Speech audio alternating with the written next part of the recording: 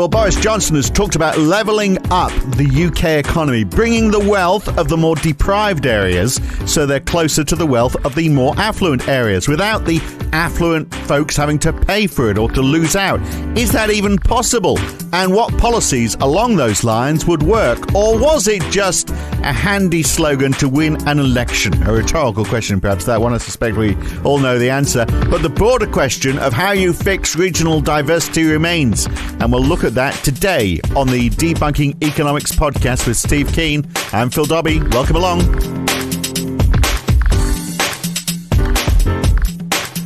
Now, I'm not sure how many times he said it, but it's a lot. I'm talking about Boris Johnson uniting Great Britain and levelling up the economy, as he likes to call it. It helped him win an election, of course. He won 47 new seats. Labour lost 59 of them in the election last year.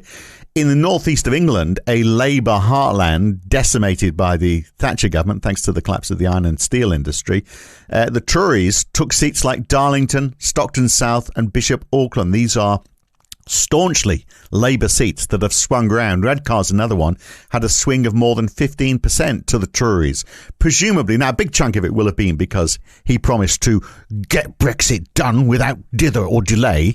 But it was also this levelling up argument, Steve, that you can benefit the North without compromising the South. Everyone can have growth, but to even things out, then obviously the North will grow that much faster. Is that a realistic proposition? Can you sort of like have a two-speed economy where the disadvantaged part of the economy is actually growing faster than the part of the economy that's doing all right? Well, it depends on what the motive force is, because there are, the first thing to get down pat is that any dynamic process, any evolutionary process ends up having what Blair Fix and others would describe very well as a power law distribution.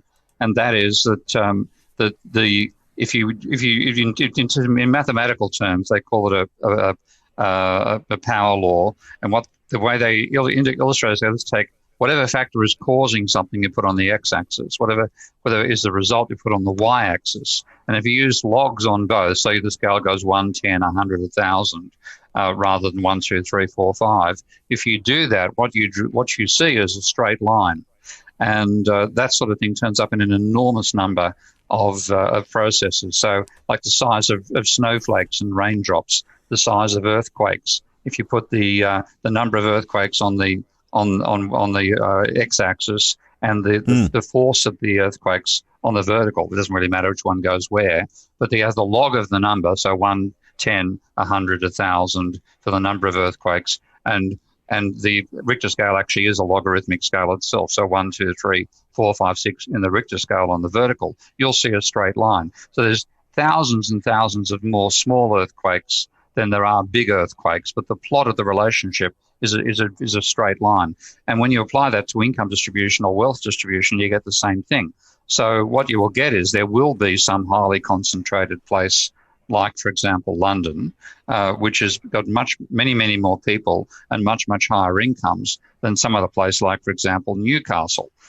So that's your first factor. And if you want to break that, if you want to get more than one region of dominance in a society, then you either need to have serious divisions into that society via states. And of course, that's what happens in America. You have the 50 states of America. So within each, the state capital itself will be bigger than any of the regional centres.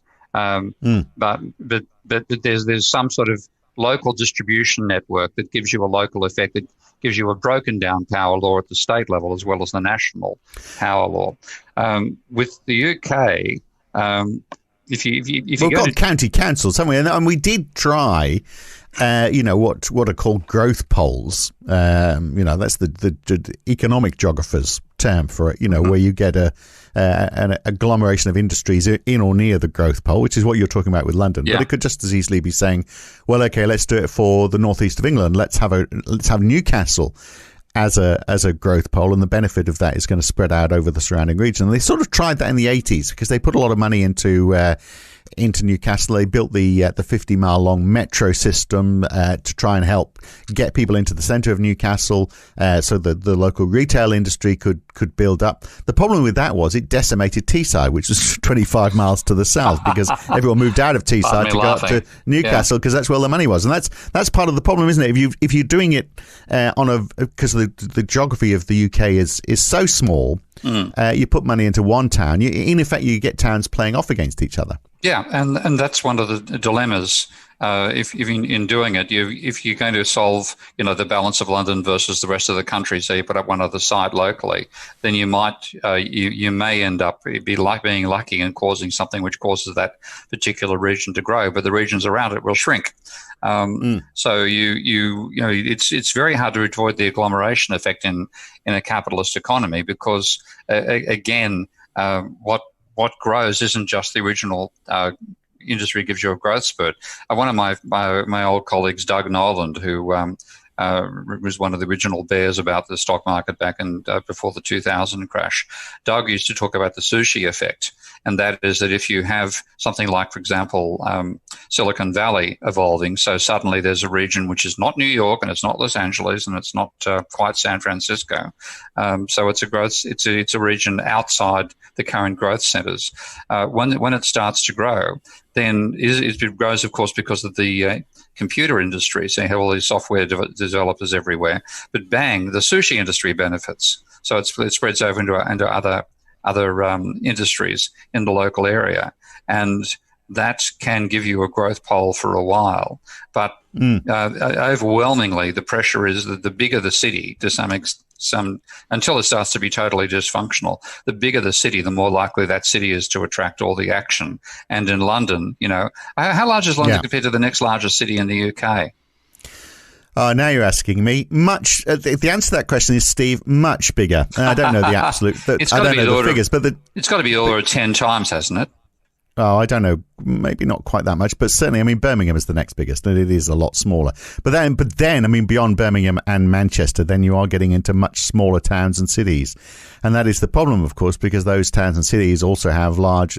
It's quite a decentralized population in the UK, isn't it? Because people aren't living in. Whereas in Australia, everyone lives in an urban centre by and large. There's very few people live in small towns, whereas lots of people live in small towns and villages in the UK, and they work in they commute to towns. So that's if they've got a job. So that's the issue, isn't it? You can't have those big conurbations. They're going to be acting as growth poles because there's just too many towns and cities. And if you let one grow, you're going to disadvantage all the others. So it is a quandary. So this is why in the 60s and 70s they had more of a carrot and stick approach in the UK. Because if you can't just let it all level up, as Boris wants to do, then the only other way is to take that carrot and stick approach. So, we move here and we'll give you some sort of tax advantage. Don't move. If you want to build a factory here, we're not going to let you, or we're going to make it more expensive. So you used to have an industrial development certificate, which basically made it harder to establish a factory, because we used to have those in the UK in the olden days. Factories, wow. Factories, I know.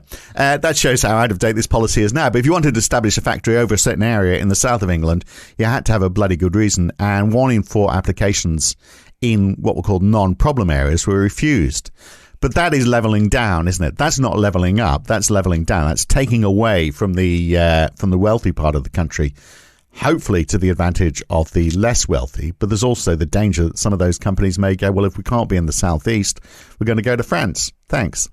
Yeah, you've got to make it advantageous to not go into the capital city itself, but to not leave the country at the same time, which is rather a difficult balancing act. And having seen the UK's incredible management of the COVID crisis, I wouldn't have ability to manage its way out of anything. No, it's looking pretty dire. So you do need to have that discouragement there, because one of the nicest little elements of non-orthodox economics was a geographic idea. You've probably learnt your economic geography, the Hertelling's theory of location.